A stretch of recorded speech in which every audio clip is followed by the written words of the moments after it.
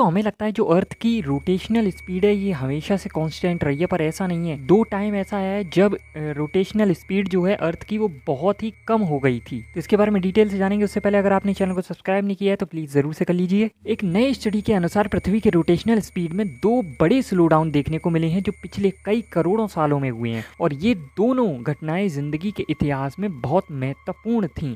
पहली बार जब पृथ्वी का रोटेशन धीरे हुआ था तब दुनिया में कैम्ब्रियन एक्सप्लोजन हुआ था, जिसमें जिंदगी में तेजी से बदलाव और विकास देखा गया। दूसरी बार जब पृथ्वी ड्रामेटिकली स्लो हुई थी तब दुनिया का सबसे बड़ा मास एक्सटिंक्शन हुआ था, जो पृथ्वी पर जीवन के लिए एक महा आपदा के रूप में आया था। अब देखते हैं कि ये किस कारण से हुआ। तो जमीन के रोटेशन में ये स्लो डाउन चंद्रमा के ग्रेविटेशनल पुल के कारण होता है, जो ओशियन टाइड्स को बनाता है। जब टाइड्स पृथ्वी की सतह से टकराती हैं, फ्रिक्शन होता है जो धीरे धीरे पृथ्वी की रोटेशन स्पीड को कम करता है। इस फ्रिक्शन के कारण पृथ्वी अपनी थोड़ी सी एनर्जी चंद्रमा को ट्रांसफर करती है, जिस वजह से चंद्रमा धीरे धीरे पृथ्वी से दूर जाता है। इस प्रोसेस को टाइडल फ्रिक्शन कहा जाता है। कैम्ब्रियन एक्सप्लोजन के वक्त जब जिंदगी के नए रूप झटपट उभर रहे थे तब भी पृथ्वी की रोटेशन स्लो हो गई थी। कैम्ब्रियन एक्सप्लोजन को जिंदगी में एक इवोल्यूशनरी लीप के रूप में देखा जाता है, जिसमें पहली बार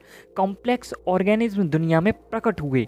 ये स्लो डाउन का कारण टाइड्स था जो रोटेशन के प्रोसेस पर असर डाल रहा था। साइंटिस्ट का मानना है कि जब दिन लंबा होता है और रोटेशन धीरे होती है तो क्लाइमेटिक और जियोलॉजिकल सिस्टम में बड़ा बदलाव होता है, जो जिंदगी के उद्भव को प्रभावित करते हैं। दूसरी बार जब सबसे बड़ा मास एक्सटिंक्शन हुआ था, जो लगभग 250 मिलियन साल पहले हुआ था, उस समय भी पृथ्वी की गति काफ़ी धीरे हो गई थी।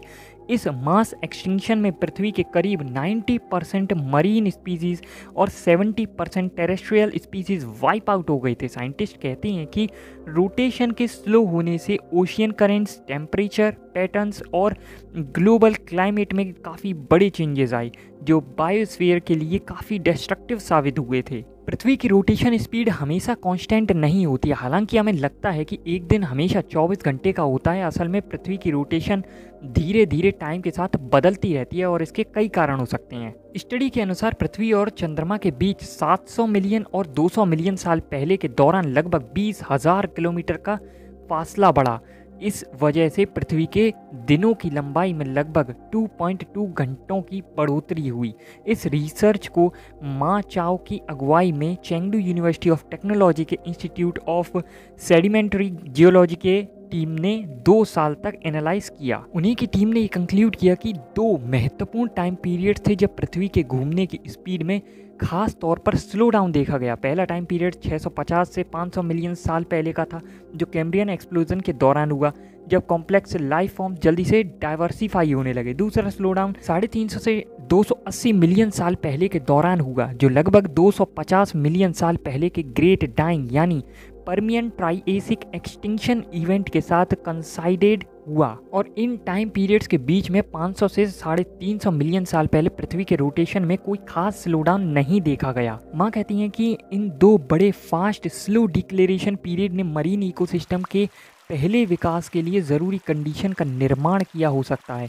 सी लेवल्स और केमिकल कंपोजिशन में जो चेंजेस आए उन्होंने ज़िंदगी के इवोल्यूशन को डायरेक्टली प्रभावित किया। अगर अर्थ स्लो स्पीड से घूमती है तो इसके कुछ चेंजेस हमें देखने को मिलेंगे, जैसे कि दिन और रात का लंबा होना, मतलब दोनों ही लंबे होंगे, दिन भी और रात भी। इससे टेम्परेचर भी बढ़ जाएगा, और न सिर्फ टेम्परेचर बढ़ेगा बल्कि जब रात लंबी होगी तो टेम्परेचर कम भी होगा। और ये काफ़ी नुकसानदायक है कि टेम्परेचर एकदम बहुत ज़्यादा बढ़ जा रहा है और एकदम से ड्रॉप होकर काफ़ी कम हो जा रहा है। एटमॉस्फेरिक और वेदर चेंजेस होंगे, मतलब कि जैसे एटमॉस्फेरिक सर्कुलेशन जो होता है वो बदल जाएगा। विंड्स और ओशियन करेंट्स का पैटर्न डिसरप्ट हो सकता है। ये वेदर पैटर्न्स को अनस्टेबल बना देगा, जिससे एक्सट्रीम वेदर इवेंट्स जैसे स्टॉर्म्स और थ्रॉट्स, मतलब कि सूखा ज़्यादा पड़ेगा, या फिर ऐसी ही बहुत सारी चीज़ें होने लगेंगी।